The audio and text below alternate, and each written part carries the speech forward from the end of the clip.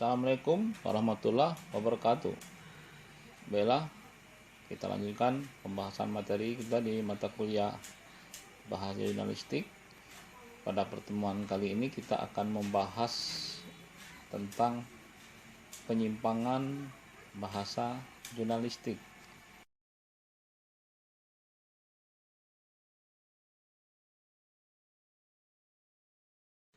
Kita lanjutkan pembahasan materi kita dalam mata kuliah Bahasa Jurnalistik.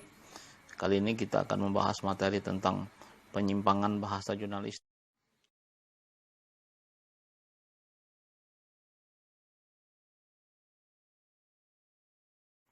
Penyimpangan.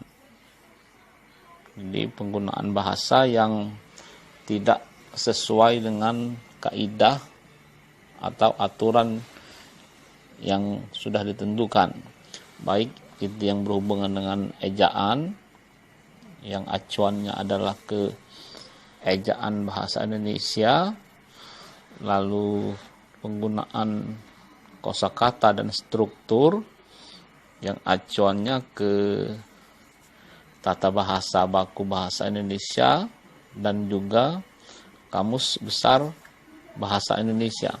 Jadi pedoman-pedoman yang sudah ditetapkan itu memang dijadikan sumber acuan ketika kita menggunakan bahasa, baik itu bahasa lisan maupun bahasa tertulis, termasuk tentunya penggunaan bahasa di media massa, apakah itu media massa elektronik, ya kan, yang berbentuk audio seperti radio atau audio visual, televisi maupun di media cetak, majalah maupun koran, dan jenis media yang paling akhir kemudian timbul adalah media online atau media daring. Nah, dari beberapa sumber yang diperoleh, ada beberapa hal yang ternyata bisa menjadi penyebab atau bisa dijadikan indikasi yang menjadi penyebab terjadinya penyimpangan bahasa di media. Yang pertama, biasanya penyimpangan itu terjadi karena minimnya penguasaan kosakata yang dimiliki oleh jurnalis atau wartawan. Nah, minimnya kosakata ini biasanya memang yang menjadi penyebab utama itu adalah karena memang wartawan atau jurnalis itu tidak semuanya mereka berasal dari pendidikan strata 1 yang memang cabang ilmunya itu yang fokus atau spesifikasinya itu yang berhubungan dengan penggunaan bahasa, misalnya pendidikan bahasa atau jurusan-jurusan lainnya yang berhubungan dengan pendidikan bahasa. Atau memang karena alasan pribadi yang biasanya memang menyebabkan seorang jurnalis atau wartawan itu malas untuk menambah perbendaharaan kosakatanya, karena memang dalam proses komunikasi, lancar atau tidaknya sebuah komunikasi itu juga dipengaruhi oleh keluasan dalam penguasaan kosakata. Jadi semakin banyak kita menguasai atau memiliki perbendaharaan kata, tentunya bahasa yang akan kita gunakan juga akan lebih variatif, akan lebih bervariasi. Itu yang pertama. Jadi yang menjadi penyebab pertama terjadinya penyimpangan bahasa jurnalistik itu adalah minimnya kosakata. Jadi dalam hal ini baik itu penguasaan maupun pengetahuan dan juga pemahaman. Makanya biasanya penyimpangannya ini berhubungan dengan kosakata, baik itu mungkin kosakata yang digunakan itu tidak sesuai dengan makna yang terdapat di dalam kamus. Karena memang salah satu makna yang biasanya digunakan untuk memahami bahasa itu adalah makna leksikal. Makna leksikal itu adalah makna yang berhubungan dengan arti yang terdapat di dalam kamus. Nah, sebenarnya bukan hanya leksikal saja makna-makna yang harus dipahami itu. Di antaranya misalnya makna struktural, makna konotasi. Mungkin dulu di mata kuliah bahasa Indonesia umum sudah kita pelajari di materi tentang gejala bahasa. Nanti kita akan ketemu di sana ada homonim, ada homopon, ada sinonim, ada antonim, ada polismi. Nah, itu semuanya berhubungan dengan kosakata, khususnya berhubungan dengan makna penyimpangan. Yang kedua, pengetahuan kebahasaan yang terbatas. Jadi hampir sama sebenarnya dengan faktor yang pertama tadi, bahwa penyimpangan ini yang kedua disebabkan oleh penguasaan kebahasaan yang terbatas. Itu biasanya karena memang orang yang menjadi wartawan atau terjun di dunia jurnalistik itu tidak semuanya memang berbasis ilmu bahasa. Jadi semua cabang ilmu itu memang bisa menggeluti profesi jurnalis. Apakah dia teknik, apakah ekonomi, apakah semua jenis cabang ilmu, fakultas itu semua bisa menjadi. Nah, persoalannya di sana mereka terkadang memang memiliki atau minim menguasai tentang. Lalu faktor berikutnya, kurang bertanggung jawab terhadap bahasa karena kebiasaan. Nah, ini menjadi faktor yang memang sikap ya, berhubungan dengan sikap. Jadi dulu sebelum kita punya undang-undang bahasa dan perpres yang mengatur tentang penggunaan bahasa, perkembangan dan pertumbuhan bahasa itu ya hanya bergantung kepada sikap. Jadi hanya dua sikap yang berpengaruh terhadap perkembangan dan pertumbuhan bahasa Indonesia itu, yaitu sikap negatif dan sikap positif. Nah, sikap negatif inilah diantaranya adalah merasa tidak memiliki tanggung jawab untuk bisa menggunakan bahasa dengan baik dan benar. Jadi prinsipnya adalah cukup kalau bahasanya komunikatif, bisa dipahami, pembicara bisa menyampaikan dengan menggunakan bahasa yang komunikatif, kemudian bisa dipahami oleh pembaca atau pendengarnya, mereka merasa cukup. Padahal bahasa itu juga adalah sebuah sistem, jadi ada aturan. Makanya ketika ada undang-undang bahasa yang tergabung dalam undang-undang tentang lagu, bendera, maka sudah ada tanggung jawab di sana. Jadi tidak hanya bergantung bahwa perkembangan bahasa itu akan baik kalau pengguna bahasanya memiliki sikap yang positif, tetapi sudah ada batasan-batasan dan aturan-aturan, meskipun memang di undang-undang dan perpres yang dikeluarkan oleh Presiden Jokowi itu juga belum mengatur tentang sanksi. Jadi memang di situ disebutkan hanya wajib. Di antaranya kalau bahasa di media massa itu wajib, termasuk di antaranya bahwa penggunaan bahasa di media massa itu wajib menggunakan bahasa Indonesia. Bahasa Indonesia ini tentunya harus mengacu kepada aturan-aturan yang berhubungan dengan kebahasaan itu.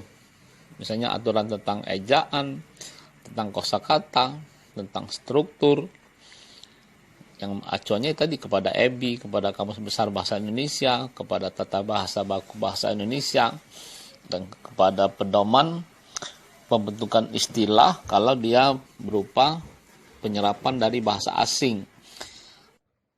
Kata tertentu lupa, kan? Ketika kita ingin membuat berita, ingin menggunakan kosakata yang dianggap cukup tepat untuk menggambarkan apa yang kita maksud, lupa, kan? Ini sangat manusiawi memang. Tapi tentunya lupa ini juga bisa diatasi kalau kita juga sering melatih, menguasai, memahami kosakata tertentu. Kata tertentu. Kemudian faktor berikutnya adalah pendidikan yang belum baik. Jadi pendidikan ini dalam arti luas ya, bukan berarti pendidikan formal. Jadi pendidikan di sini maksudnya bahwa masih jarang lembaga media itu yang memberikan pendidikan khusus tentang penguasaan bahasanya kepada jurnalis atau wartawannya. Jadi umumnya memang wartawan dan jurnalis itu memiliki atau memperoleh penguasaan tentang bahasa itu secara otodidak. Mereka belajar sendiri, dan memang sebenarnya kalaupun lembaga kurang memberikan perhatian tentang pendidikan ini, ya wartawannya yang harus memiliki kesadaran untuk itu, karena bagaimanapun memang bahasa yang mereka gunakan itu akan menentukan komunikasi yang terjadi dan juga akan menentukan perkembangan dan pertumbuhan bahasa Indonesia. Karena media, jurnalis, baik itu jurnalisnya ataupun media massanya itu juga merupakan trendsetter. Jadi mereka itu sebagai sama seperti public figure, jadi tolok ukur bagaimana bahasa yang mereka gunakan, itulah yang akan dicontoh oleh masyarakat. Makanya bahasa media yang baik tentunya akan menjadi guru yang baik bagi masyarakat dalam hal penerapan dan penggunaan bahasa. Kemudian yang berikutnya, keterbatasan waktu. Jadi keterbatasan waktu itu sebenarnya kalau soal waktu kita semua sama. Manusia itu apapun pekerjaannya, apapun makanannya, apapun bangsanya, waktunya sama. Satu hari pasti 24 jam. Tidak ada yang lebih. Nah, keterbatasan waktu di sini maksudnya adalah bahwa kerja wartawan itu memang dibatasi oleh deadline. Jadi batas mati. Batas mati itu maksudnya batas waktu kerja yang memang tidak bisa diganggu gugat. Jadi memang inilah yang menjadi faktor terbesar yang menyebabkan kerja wartawan itu memang harus cepat, harus tepat, dan harus tidak boleh salah. Sementara waktu yang tersedia sangat terbatas karena dibatasi oleh deadline. Jadi mereka biasanya program di media itu biasanya dimulai dengan rapat proyeksi. Di rapat proyeksi itu biasanya bagaimana merencanakan, bagaimana menggarap liputan-liputan tertentu. Jadi semua berita yang kita baca pada hari ini itu sebelumnya sudah digarap mulai dari tahap perencanaan yang dibahas dalam rapat proyeksi. Nah, rapat proyeksi ini kan di era daring juga tidak mesti tatap muka ya, terutama di masa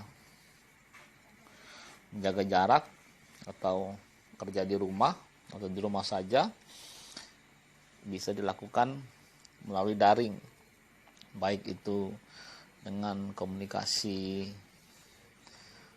yang reguler maupun komunikasi menggunakan kuota. Tetapi pada intinya adalah bahwa pembuatan berita itu biasanya dikerjakan dalam waktu yang sangat terbatas. Jadi mereka melakukan perencanaan, melakukan peliputan, kemudian setelah melakukan peliputan ada lagi rapat budgeting. Rapat budgeting itu biasanya kalau dia harian yang terbitnya pagi, maka biasanya rapat budgetingnya itu sore. Jadi sebelum jam 4 atau jam 5 sebelum mereka menulis berita itu biasanya sudah harus mengisi list berita-berita apa saja yang mereka dapat dan akan bisa dimuat untuk dimuat di medianya.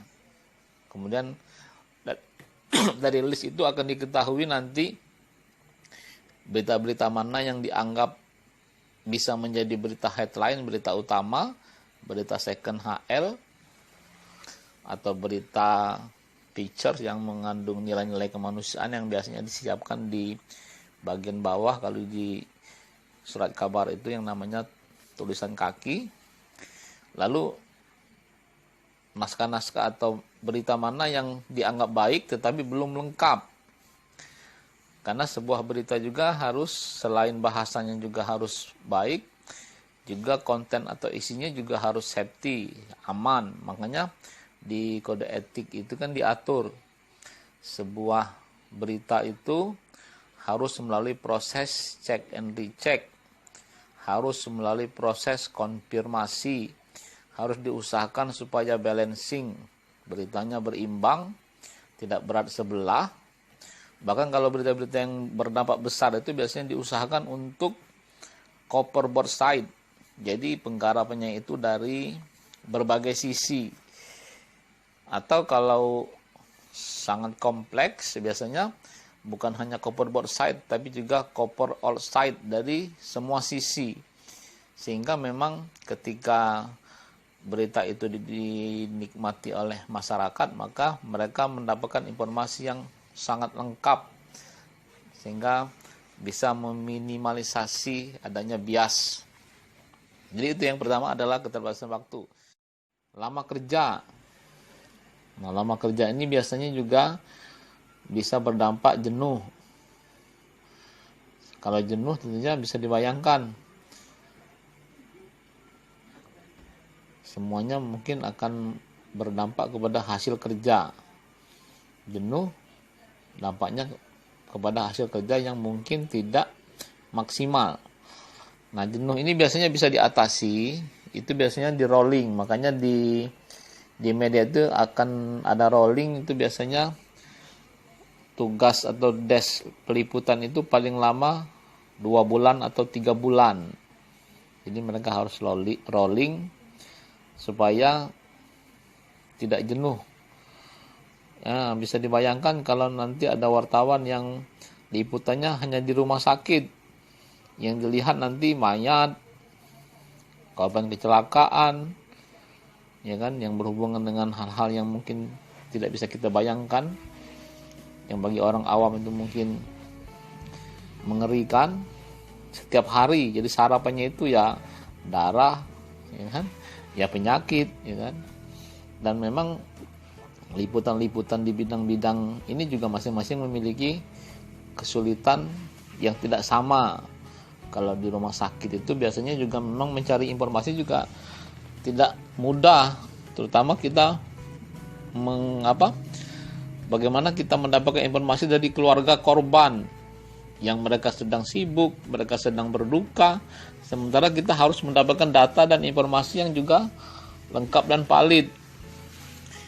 Bagaimana ketika ada korban kecelakaan kemudian meninggal, sementara wartawan juga harus mendapatkan informasi itu sebagai kelengkapan juga dari pihak keluarga korban, bukan hanya dari pihak rumah sakit ataupun bukan hanya dari pihak kepolisian atau pihak yang berkompeten. Jadi itulah makanya memang biasanya harus di rolling.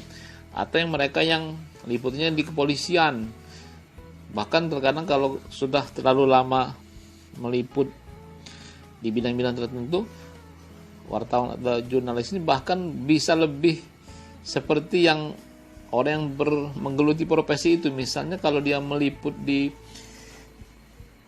kepolisian, mungkin mereka lebih dari polisi.